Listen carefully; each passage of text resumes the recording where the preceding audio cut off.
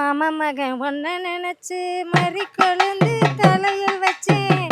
அத்தை மக ஒன்ன நினைச்சு 35-40 வருஷமா அவங்க வீடு இல்லாம வாடகை கொடுக்க முடியாம, உண்மையா சொல்லணும்னா சாப்பாட்டு வசதிக்கே வெளியில சொல்ல முடியாத அளவுக்கு நம்மளோட கலைஞர்கள் தள்ளப்பட்டு இருக்காங்க.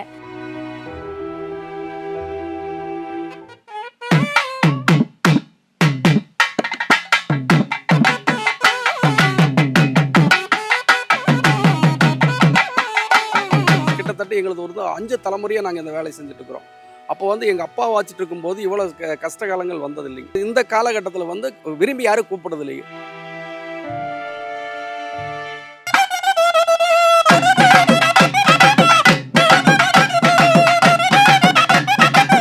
ஏன்னா கஞ்சி குடிக்கிறதுக்கு ரொம்ப கஷ்டமாக இருக்குது. ரேஷன் அரிசி சும்மா போடுறாங்க இல்லைங்க, அதையும் வாங்கி தான் நாங்கள் சாப்பிட்டுட்டு காலை தள்ளிட்டு இருக்கு போகிறது. அப்புறம் வேறு ஏதாவது வேலைக்குன்னா நீங்கள் வாத்திகாரெல்லாம் வெள்ளஞ்சொல்லையுமா போட்டு நீங்கள்லாம் என்ன வேலையை செய்வீங்க?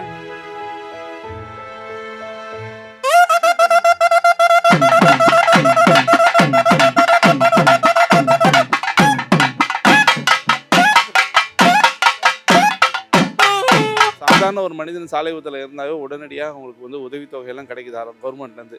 ஒரு இசைக்கலைஞர், இவருடைய மூத்த மகன் இறந்துட்டார். அவர்களுக்கு கிடைக்க வேண்டிய அந்த நிவாரணத்தை கூட இன்னைக்கு வரைக்கும் கிடைக்காம.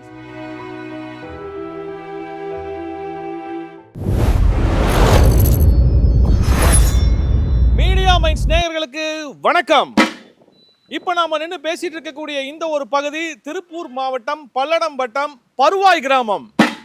இங்க என்ன ஒரு சிறப்பு அப்படின்னு சொல்லி பார்த்தோம் அப்படின்னா, இன்னைக்கு நம்ம நாதஸ்வர தவில் இசை கலைஞர்களுடைய நலச்சங்கத்தின் சார்பா அவங்களை எல்லாரும் நம்ம சந்திக்க வந்திருக்கிறோம். அது மட்டும் இல்லாம இன்னைக்கு அவங்களுடைய தொழில் எப்படி இருக்குது, அரசாங்கத்துக்கிட்ட கோரிக்கையெல்லாம் கொடுத்துருக்காங்க.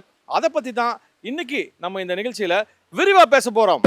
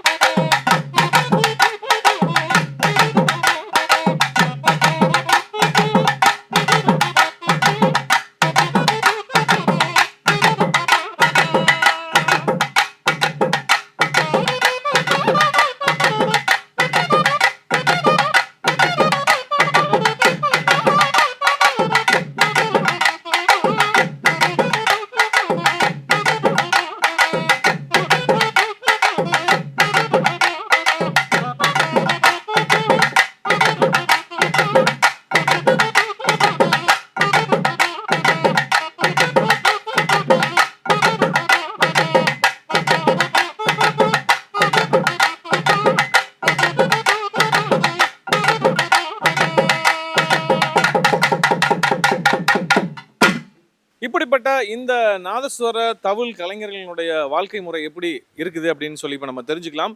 இதை பற்றி இப்போ நம்ம பேசுவதற்காக இந்த நலச்சங்கத்தினுடைய தலைவர் இப்போ ஆண்டவன் இருக்காரு. வாங்க, இப்படி வாங்க.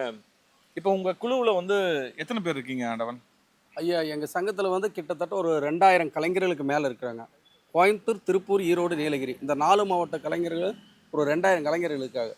இப்போ சமீபத்தில் 2 நாளைக்கு முன்னாடி மாவட்ட ஆட்சியர் அலுவலகத்தில் இப்போ நீங்கள் ஒரு கோரிக்கை மனு கொடுத்துருக்கீங்க. அந்த கோரிக்கை மனுவில் உங்களுக்கு என்னென்னலாம் வேணும் அப்படிங்கிறத பற்றி எல்லாம் நீங்கள் வந்து ஒரு மனுவாக கொடுத்துருக்கீங்க. என்னென்ன உங்களுக்கு அடிப்படை வசதிகள் வேணும் அப்படின்னு சொல்லி கொடுத்துருக்கீங்க? ஐயா இப்போ பார்த்தீங்கன்னா எப்படின்னா, எங்கள் நாட்டுப்புற கலைஞர்களுக்கு வந்து எங்களுக்கு போதுமான வருமானம் இல்லைங்க. போதுமான வருமானம் இல்லாதனால எங்களால் வீடுகோ அந்த வாடகை வீட்டில் இருக்கிறோம். வாடகை வீட்டில் வாடகை கூட கட்ட முடியாமல் இருக்கிறோம். இந்த அரசாங்கம் வந்து எங்களுக்கு கலைஞர்களுக்கு வந்து இந்த வீடுக இந்த அடுக்குமாடி வீடு கட்டி கொடுத்தாங்க. அந்த இருக்கிற வீடு எங்களுக்கு கொடுத்தாங்கன்னா ரொம்ப உதவி இருக்குது எல்லா கலைஞர்களுக்குமே.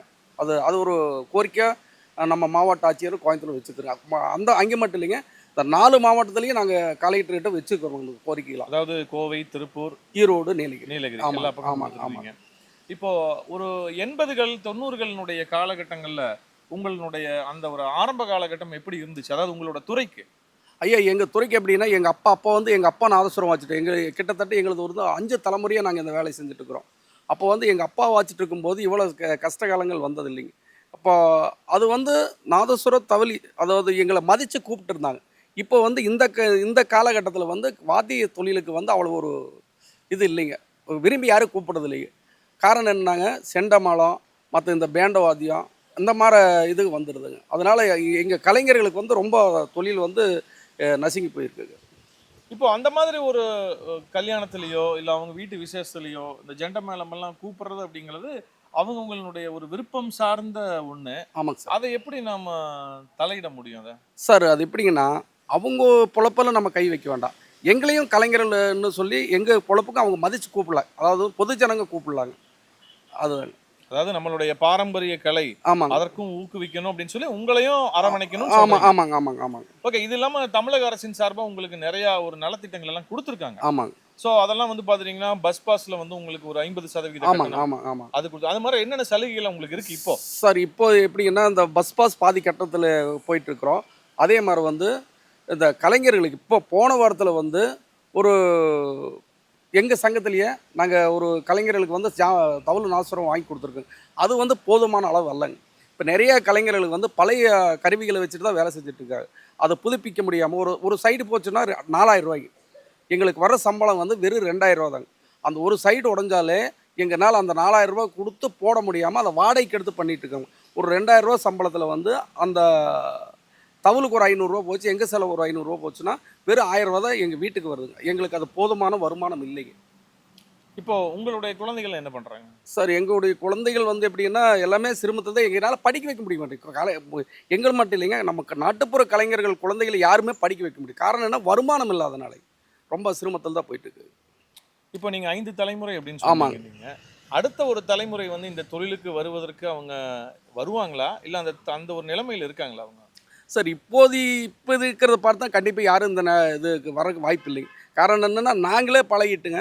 இப்போ ஒரு மாதத்தில் கிடைக்கிறது எங்களுக்கு ஒரு வேளை 2 வேளை தாங்க. அதை வச்சு தான் நாங்கள் எல்லாமே சாப்பிடணும், மற்ற வீட்டு வாடகை கட்டி, கரண்ட் பில்லு கட்டி, தண்ணி, இது எல்லாமே அந்த வருமானத்தில் தான் நாங்கள் பண்ணிகிட்டு இருக்கிறோம்.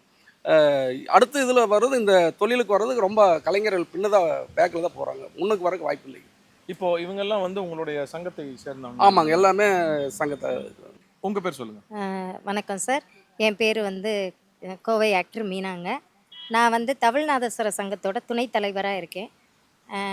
ஆக்டராகவும் இருக்கேன், டப்பிங் ஆர்டிஸ்ட்டு, சிங்கரு, நாட்டுப்புற பாடகி. அதே மாதிரி பார்த்திங்கன்னா இந்த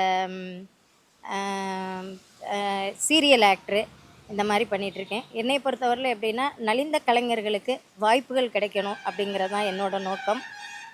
நம்ம கலைஞர்கள் எல்லாருக்கும் அடுக்குமாடி வீடு வந்து கிடைக்கணும் அப்படின்னா, 35-40 வருஷமாக அவங்க வந்து வீடு இல்லாமல், வாடகை கொடுக்க முடியாமல் ரொம்ப கஷ்டப்பட்டு வாழ்ந்துட்டுருக்காங்க. உண்மையாக சொல்லணுன்னா, சாப்பாட்டு வசதிக்கே வெளியில் சொல்ல முடியாத அளவுக்கு நம்மளோட கலைஞர்கள் தள்ளப்பட்டு இருக்காங்க. அவங்களுக்கெல்லாம் ஒரு விடிவு காலம் பிறக்கணும் அப்படிங்கிறது தான் என்னுடைய வேண்டுகோள். பஸ் கட்டணம் அப்படின்னு பார்த்திங்கன்னா, பஸ் கட்டணம் வந்து பாதி கட்டணம் அப்படின்னு சொல்லி நம்ம கலைஞர்களுக்கு எல்லாருக்குமே கொடுத்துருக்காங்க. அது ரொம்ப மகிழ்ச்சியாக இருந்துச்சு. பட் இன்னுமே என்ன அப்படின்னு கேட்டிங்கன்னா, 100% முழு கட்டணமாக எல்லாருக்கும் ஃப்ரீ பண்ணி கொடுத்தாங்க அப்படின்னா நம்ம கலைஞர்களுக்கு ரொம்ப பெனிஃபிட்டாக இருக்கும் அப்படிங்கிறத தான் முன் வச்சுருக்கோம். நிறைய பேர் எப்படின்னா, கருவிகள், தவில் நாதஸ்வரம் இதுகளெல்லாம் வச்சுட்டு ரொம்ப பழங்காலத்து கருவிகளை வச்சு கஷ்டப்பட்டு அது உடஞ்சா கூட அதை ஒட்ட வைக்க வழி இல்லாமல், அந்த ஒரு பிளேட்டு, அந்த தட்டு, தவில் தட்டு மாற்றணும்னா கூட 4000 5000 கேட்குறாங்க. அதை அவங்க வந்து கடன் வாங்கி அதை திருப்பி கொடுக்க முடியாமல் ரொம்ப எப்படி சொல்ல உண்மையாலுமே நான் பார்த்த வரைக்கும் ஒவ்வொரு கலைஞர்களுக்கும் கண்ணீர் வருது எனக்கு.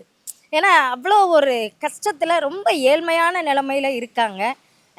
கலெக்டர் ஐயாட்ட மனு கொடுக்க வரும்போது பார்த்தீங்கன்னா எங்கெங்கேயோ இருந்து ஒவ்வொருத்தரும் அந்த தவளை தூக்கிட்டு அவங்களோட வயசு 60 வயசு 70 வயசில் அந்த தவளை தூக்கிட்டு வந்து வாசிக்கிறாங்க அப்படின்னா நமக்கும் ஒரு கருவி கிடைக்காதா, நமக்கும் ஒரு வீடு கிடைக்காதா, நம்ம கஷ்டம் தீராதா அப்படிங்கிறத ரொம்ப வேதனையோடு வர்றாங்க. அவங்களுக்கெல்லாம் ஒரு நல்ல காலம் பிறக்கணும் அப்படிங்கிறது என்ன தாழ்மையான ரெக்வஸ்ட். என் பேர் செல்வராஜுங்க, செல்வராஜுங்க. இந்த நாதஸ்வர தவிலிசை நலச்சங்கத்தின் செயலாளர். நீங்க எத்தனை வருஷமா இருக்கீங்க இந்த அமைப்புல? இந்த அமைப்பில் நான் வந்து ஒரு கிட்டத்தட்ட ஒரு 45 வயசு 45 வயசு சர்வீஸ் இருக்குங்க. இப்போ எனக்கு ஒரு 60 வயசு ஆகுதுங்க.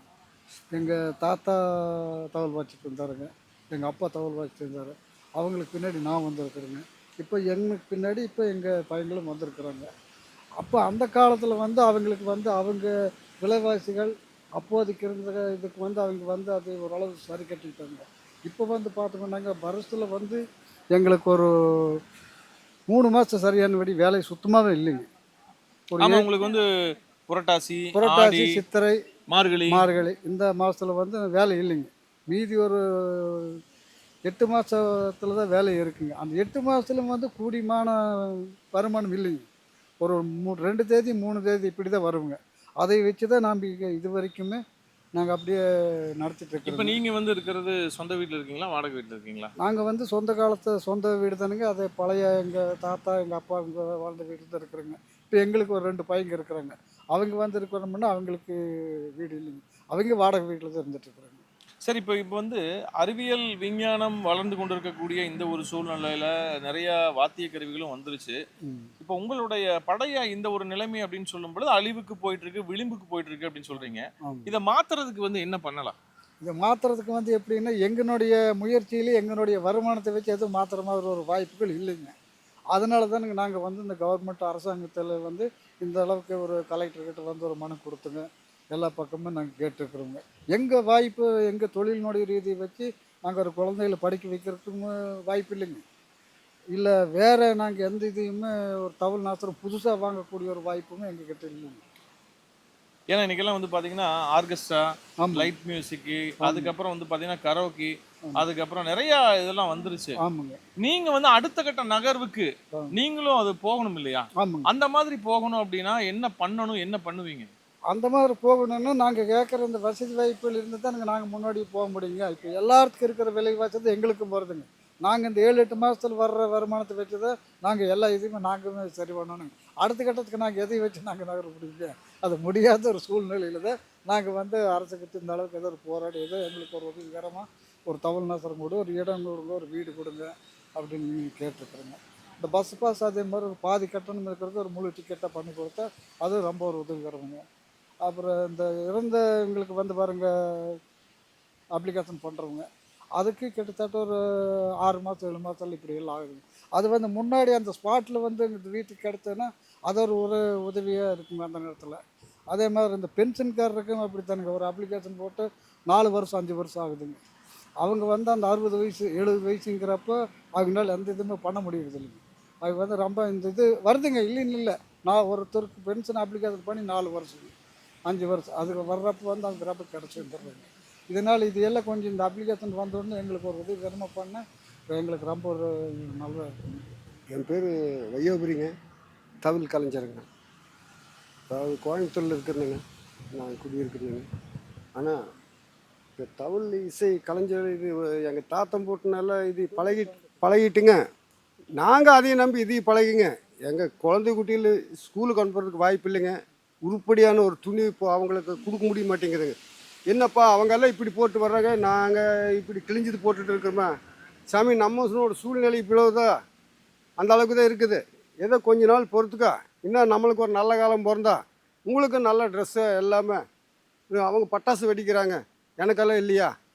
தீபாவளி வந்துடுச்சு, எனக்கு துணிமணி எடுப்புங்களா எடுக்க மாட்டீங்களான்னு நிறைய குறைகள் இருக்குதுங்க. எங்களுக்கு வேலையே இல்லைங்க. கொரோனாவில் இருந்துங்க இந்த பொருளெல்லாம் கட்டி வச்சு அப்படியே பூரா பழுதாயிடுச்சுங்க. அதை மாற்றுறதுக்கோ இல்லை அது வேறு ஏதாவது பண்ணுறதுக்கு எங்களால் சக்தி இல்லைங்க.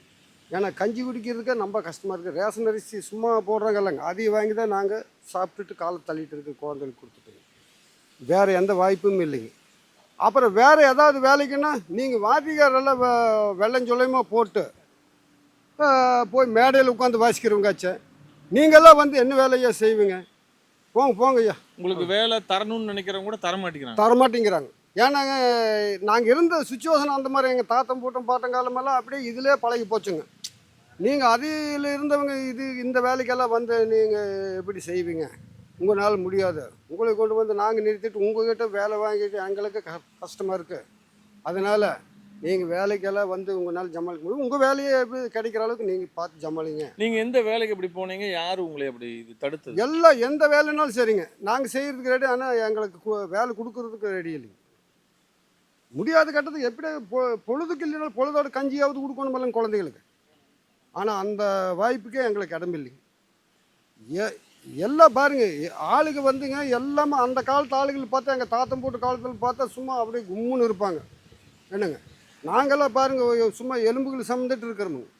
ஏன்னா எங்கள் வாழ்வாதார நிலவரம் அந்த மாதிரி இருக்குதுங்க, அந்த மாதிரி போயிட்டு இருக்குதுங்க. ஏன்னா இப்போ வந்துங்க ஒரு பிரச்சனை என்னங்கன்னா, ஒரு கல்யாணம் என்ன, ஒரு காது குத்தா சீரா இல்லை நோம்பு நொட என்ன சரிங்க, பாலக்காட்டில் கேரளாவிலேருந்து வாத்தியம் வந்துடுதுங்க. செண்டை மேலே பேண்ட் செட்டுக்கு அது இதையும் கொண்டு வந்து அதை எல்லாம் நடத்துகிறாங்க. நாங்கள் வம்பில் போய் கேட்டாலும் கூட அதை போப்போ உங்களுக்கு வேண்டாங்கிறாங்க. நாங்கள் என்ன பண்ணிட்டேன்? அதை தான் விரும்புகிறாங்க. அவங்க வந்து காது அடிக்கிற அளவுக்கு அடிக்கிறாங்க, பிடிக்கிறாங்க. நீங்கள் ஒன்றை கொண்டு வந்து ரோட்டில் தட்டினா அது அவங்க எடுபட மாட்டேங்குது அப்படின்னு இந்த அளவுக்கு ரொம்ப மோசமாக போயிட்டு இருக்குதுங்க. அதனால் கவர்மெண்ட்டு அரசாங்கத்துக்கு நாங்கள் என்ன கேட்குறோமுங்கன்னா, இந்த மாதிரி கோயில் குளங்கள் அரசாங்க கோயில் கவர்மெண்ட் கோயிலுக்கு இருக்குதல்லங்க, இந்த கோயில் எங்களுக்கு ஏதோ ஒவ்வொரு கோயில் வாய்ப்பு வாங்கி கொடுத்தா கொஞ்சம் சௌகரியமாக இருக்குங்க. இந்த கோயில் ஏதோ எல்லார் கோயிலும் வந்து இந்த இது வச்சுட்டு தட்டிட்டு இருக்குதுங்க. நாங்கள் ஏதோ ஒரு கோயிலுக்கு 2 பேர் விட்டாலும் கூடங்க, அதாவது ஏரியாவில் இருக்கிற கோயிலில் எங்களுக்கு கொஞ்சம் இந்த நெருக்கடி கொஞ்சம் கம்மியாகும். ஆனால் அதுக்குமே மனு கொடுத்துருக்குறோமுங்க. ஆனால் என்ன எந்த பதிலும் இல்லைங்க. சார் சொன்ன மாதிரி பென்ஷனுக்கு வந்துங்க ஒவ்வொருத்தரும் 5 வருஷம் 6 வருஷம் ஆச்சுங்க. அது வர்றதில்லைங்க. இப்போ கிட்டத்தட்ட வருஷத்துக்கு மேலே ஆயிடுச்சுங்க. ஒருத்தர் ஆக்சிடென்ட் ஆகி காலமாகி. ஆனால் அதுக்கு 10 தடவை நாங்கள் இப்போ சென்னை போயிட்டு வந்தாச்சுங்க. அது எடுபட மாட்டேங்குதுங்க. எனக்கு கேட்டால் வந்துருன்னு சொல்கிறாங்க. நாங்கள் என்ன இப்போ 2 மாதம் ஆகி போச்சு, எந்த பதிலும் இல்லை. மறுபடியும் போகிறோமுங்க, கடன் உடனே வாங்கிட்டு போகிறோம். அங்கே போய் கேட்டால் அது வரிசையாக தப்பாக லைனாக அப்படி இப்படி அப்படின்னு சொல்லி காலப்போக்கில் எங்களை தள்ளி விட்டுடுறாங்க. நாங்கள் அங்கேருந்து வந்து இவங்களுக்கு பதில் சொல்லணுமில்ல. போயிட்டு வந்தீங்களே, என்ன பண்ணீங்க, ஏது பண்ணீங்க, எதோ சாகுமா ஆகாது அப்படின்னா பொறுங்கன்னு அவங்களுக்கு ஒரு ஆறுதல் மாதிரி சொல்லிட்டு காலை தள்ளிட்டு அப்படியே போயிட்டு இருக்குதுங்க. எங்கள் பொழப்பு இந்த நிலவரத்தில் இருக்குதுங்க. அரசாங்கம் பார்த்து இந்த கலைகளெல்லாம் கொஞ்சம் தூக்கி நிறுத்தினா நாங்கள் கொஞ்சம் உருப்படியாக, நாங்கள் இப்படியே போனாலும் கூட எங்கள் குழந்தைக்குட்டியாவது கொஞ்சம் உருப்படியாக ஆவாங்க. இல்லைன்னு வச்சுக்காங்க, வர்ற காலகட்டத்தில் இந்த வாதி தொழிலும் முடங்கிருங்க, சுத்தமாக நின்றுருங்க. ஏன்னா அந்த நிலவரத்தில் தான் இருக்குதுங்க. யாரும் வேலைக்கு கூப்பிட்றது இல்லைங்க. அதான் சொல்கிறேன் பாருங்கள். அப்புறம் சில கல்யாணங்கள் எப்படி நடக்குது தெரியுங்களா? அந்த கோயில் கொண்டு போய் தாலி கட்டி வந்துடுறாங்க. இந்த கோயிலுக்கு வந்து ஹோட்டலில் போய் 10 பேர் சாப்பிட்டு போட்டு அவங்க வீட்டுக்கு போயிடுறாங்க.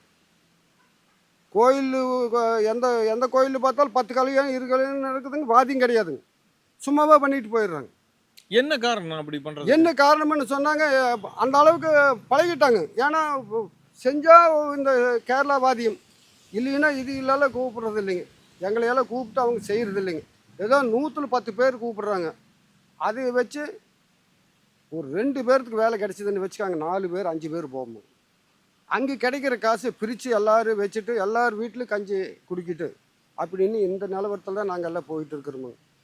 ஏன்னா எல்லாத்துக்கும் வேலை கிடைக்கிறது இல்லைங்க. பெரிய முகூர்த்தத்தில் வந்துங்க அப்போ 10-20 பேர் சும்மா தான் இருப்பாங்க. அவங்களையெல்லாம் அட்ஜஸ்ட் பண்ணி நாங்கள் 5 பேர் போகிற பக்கம் 7 பேர் 8 பேர் இப்படி போய் 1000 கிடைக்கிற ஆளுகளுக்கு 500 கொடுத்து அனுப்பி எல்லா வீட்டிலும் கஞ்சி குடிக்கிற மாதிரி ஏற்பாடு பண்ணிவிட்டு இப்படி போயிட்டு இருக்குது எங்கள் வாழ்க்கைங்க. அரசாங்கம் தான் பார்த்துங்க எங்களுக்கு ஒரு நல்ல வழி காட்டணும். வணக்கம் சார், என் பேர் குமார் தங்கவேல். நான் வந்து மேடை நாடக கலைஞர்கள் சங்கத்தில் நானும் ஒரு இதாக இருக்கேன். நம்மளுடைய தமிழ்நாதஸ்வர சங்கத்தில் நானும் ஒரு உறுப்பினராக இருக்கிறேன். மேடை நாடக நடிகர்களுடைய வாழ்க்கையில் இருக்கக்கூடிய கஷ்டங்கள்லாம் பார்த்துட்டு வந்திருக்கோம். ஆனால் இந்த இசைக்கலைஞர்களுடைய சங்கத்துக்குள்ளே வந்ததுக்கப்புறம் இவங்க படும் துயரங்கள் பார்க்கும்போதெல்லாம் ரொம்ப கஷ்டமாக இருக்குது. இந்த நாதஸ்வரமும் தவிழும் வந்து பார்த்திங்கன்னா தேவலோகத்தில் கைலாயத்தில் வாசிக்கப்பட்ட ஒரு இசைக்கருவிகள் இது எல்லாமே. அங்கே வந்து ட்ரம்ஸோ கீபோர்டோ இல்லை இன்றைக்கி இருக்க சண்டை மேளமோ அங்கே வாசிக்கப்படலை. தோல் இசைக்கருவிகளான இந்த கருவிகளும் நாதஸ்வரம் தான் கைலாயத்திலேயே வாசிச்சிருக்கிறாங்க. அப்பேற்பட்ட ஒரு உன்னதமான நம்மளுடைய தமிழகத்துடைய பாரம்பரிய கலைகளில் முக்கியமான கலை வந்து பார்த்திங்கன்னா நம்ம இந்த தமிழ் நாதஸ்வரம், இந்த இசை.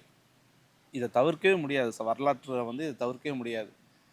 அன்று தொற்று இன்று வரைக்கும் வந்து பார்த்திங்கன்னா வீட்டில் நடக்கக்கூடிய சுபகாரியங்கள், ஒரு கிராமத்துலேயோ அல்லது ஊர்லேயோ நடக்கக்கூடிய கோயில் திருவிழா போன்ற சுபகாரியங்கள் எல்லாத்துக்கும் மற்ற வாத்தியங்களோட இந்த நாதஸ்வரத்துக்கும் தவிழுக்கும் தான் ரொம்ப முக்கியத்துவம் கொடுத்து. ஆனா அதே முக்கியத்துவம் கொடுத்த கிராமங்கள்லயே ஏன் இப்ப வந்து உங்களைய கூப்பிட மாட்டேங்கிறாங்க அப்படிங்கிறதுக்கு என்ன காரணம்? சார் ஒன்றும் இல்லை, இன்னைக்குள்ள அப்டேட் வந்து பார்த்திங்கன்னா பசங்க எல்லாம் கம்ப்யூட்டர் காலத்தில் இருக்கிறாங்க. இன்றைக்கி ஏஐ தொழில்நுட்பத்தை பயன்படுத்திகிட்டு இருக்க இந்த காலகட்டத்தில் எல்லாருமே எலக்ட்ரானிக் மியூசிக்கு தான் நிறைய விரும்ப ஆரம்பிக்கிறாங்க. 10 இன்ச்சு ஸ்பீக்கர் போட்டு ஒரு 4 ஸ்பீக்கர் வச்சு ஒரு ஆடல் பாடல் நிகழ்ச்சியை நடத்துறதுக்கு விரும்பக்கூடிய அந்த மக்கள் வந்து பார்த்திங்கன்னா இந்த இசைக்கருவிகள் வந்து வாசி இதன் மூலமாக கேட்கக்கூடிய உணர்வை வந்து தன்மை வந்து கொஞ்சம் கொஞ்சமாக இழந்துட்டு வராங்க. அது இழந்துட்டு வர்றதுக்கும் நம்மளை மாதிரி மீடியா தான் முக்கியமான ஒரு காரணம். ஏன்னா இன்றைக்கி எல்லா மீடியாலையும் வந்து பார்த்திங்கன்னா இந்த பாரம்பரிய இசைக்கருவிகளை பற்றியோ இல்லை அதோடைய நளினத்தை பற்றியோ அதோடைய இசையை பற்றியோ இன்றைக்கி யாருமே ஒளிபரப்பு கிடையாது. இன்றைக்கி ஒரு புதுப்படம் ரிலீஸ் ஆனால் அந்த புதுப்படத்துடைய ஆடல் பாடல் தான் அந்த அந்த அந்த படத்துடைய சாங்ஸாக ரிப்பீட்டடாக போட்டுட்ருக்கோம். ஸோ மக்களுக்கெல்லாம் அந்த மோகம் அதிகமாகிட்டே இருக்குது. மேல்நாட்டு மோகம் வந்து அதிகமானதுனால இதோடைய மோகம் கம்மியாகிட்டு இருக்குது. ஆனால் என்ன தான் இருந்தாலும் கவர்மெண்ட் வந்து இதை எடுத்து நம்ம முன்வைக்கும் போது கண்டிப்பாக இதுக்கான மறுவாழ்வு கிடைக்கும். இந்த இசை வாத்திய கருவிகளுடைய இதை நம்பி இருக்கக்கூடிய இந்த இசைக்கலைஞரோட வாழ்வும் மேம்படும் சார். இப்போ நீங்கள் ஒரு வார்த்தை சொன்னீங்க, ஏஐ தொழில்நுட்பம், கம்ப்யூட்டர் காலங்களில் நாம வந்து அடுத்த பரிணாம வளர்ச்சியை நோக்கி பயணம் பண்ணிட்டு இருக்கக்கூடிய இந்த ஒரு நேரத்துல இந்த கலைகளையும் நம்ம அடுத்த தலைமுறைக்கு இல்லை அடுத்த ஒரு ஜென்ரேஷனுக்கு கொண்டு போக முடியாதா? கண்டிப்பாக கொண்டு போகலாம் சார்.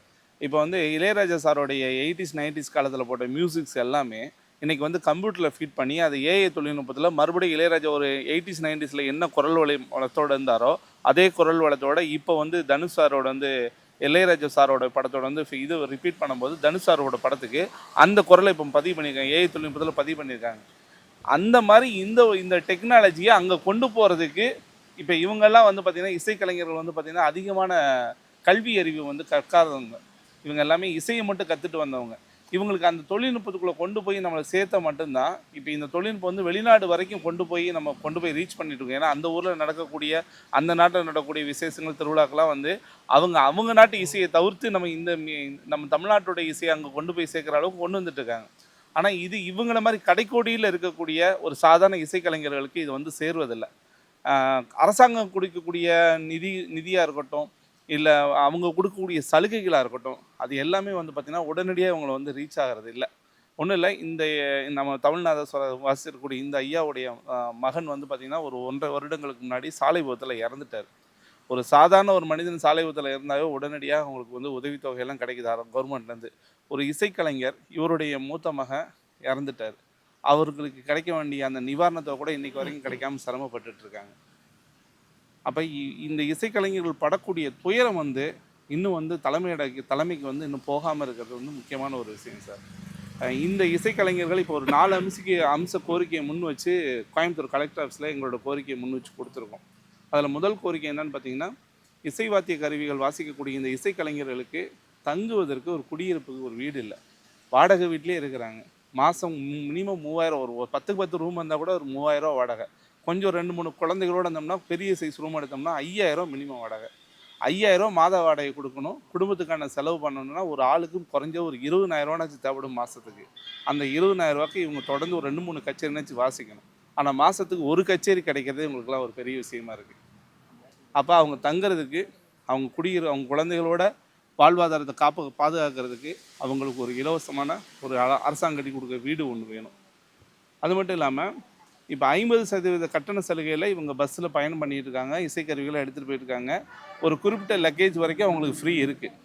மேற்கொண்டு எக்ஸ்ட்ரா ஜாமான்லாம் அவங்க கொண்டு போனாங்கன்னா அவங்களுக்கு அதுக்கு பணம் கட்டி தான் ஆகணும். ரெண்டாவது வந்து பார்த்திங்கன்னா, இந்த 50% கட்டண சலுகை கூட கட்ட முடியாத சூழ்நிலை தான் அவங்க வாழ்வாதாரம் போயிட்டுருக்குது.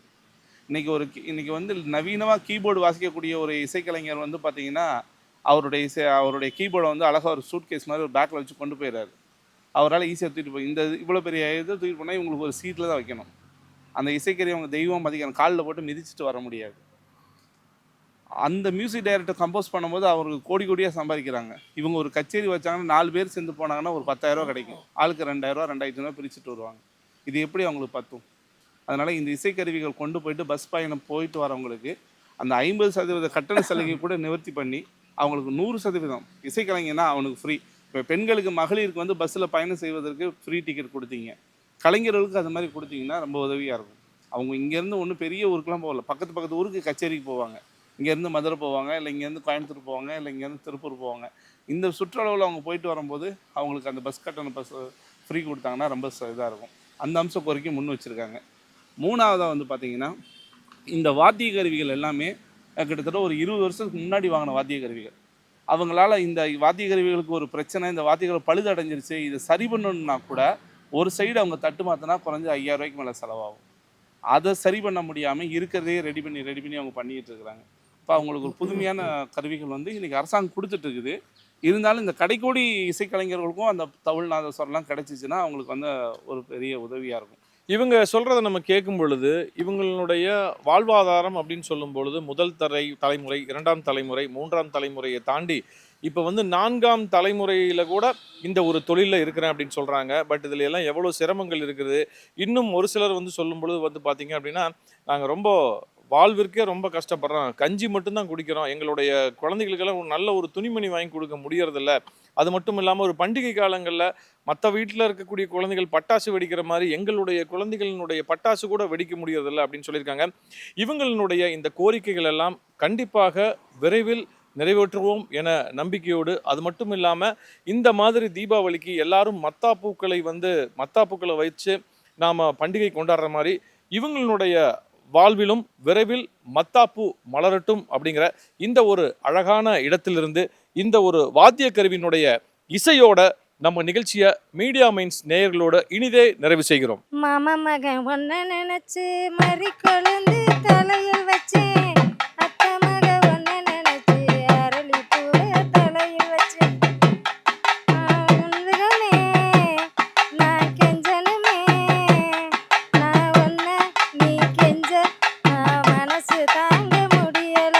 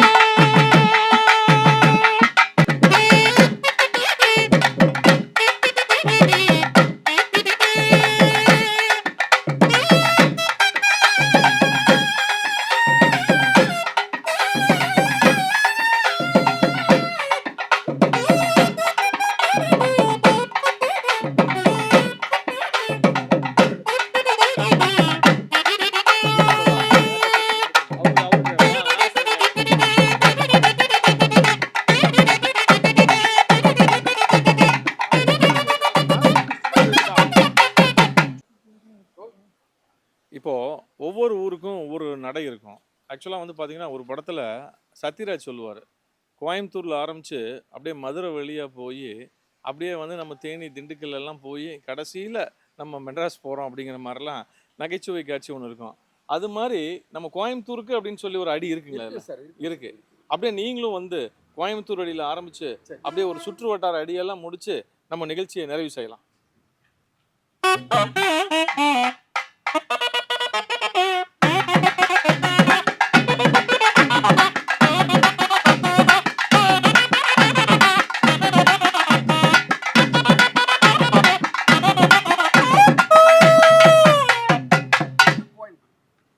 திருப்பூர்லேருந்து கோயம்புத்தூர்.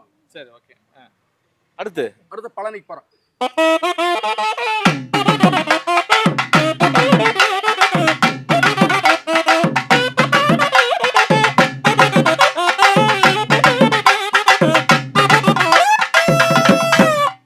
அடுத்து நம்ம மதுரைக்கு போகிறது.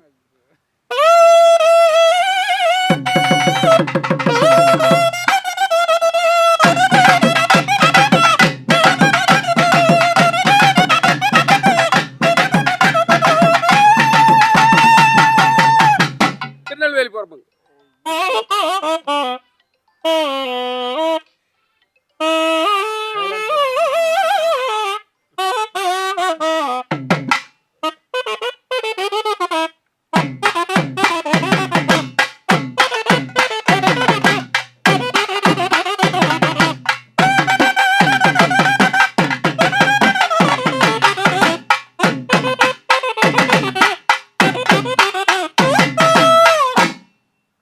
அடுத்தது வந்து நம்ம சிங்கப்பூர் போகிறோம்.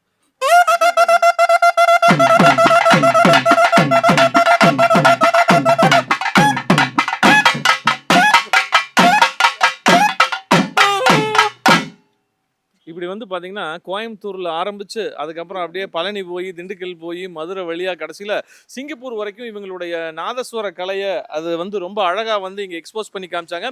இதே மாதிரி இவங்களுடைய இந்த ஒரு கலையும் உலகளாவியில் பறக்க வேண்டும் அப்படிங்கிறதான் எங்களுடைய ஆசையும். இந்த ஒரு அழகான ஒரு நிகழ்வோட நம்ம திருப்பூர் மாவட்டம் பருவாய் அப்படிங்கிற ஒரு கிராமத்திலிருந்து நாதஸ்வர தவில் இசை கலைஞர்களினுடைய இந்த கலைஞர்களோட நம்ம மீடியா மைண்ட்ஸ் நிகழ்ச்சியை நிறைவு செய்கிறோம். ஒளிப்பதிவாளர் கௌதமுடன் நான் ஆர்ஜே பிரபுகுமார்.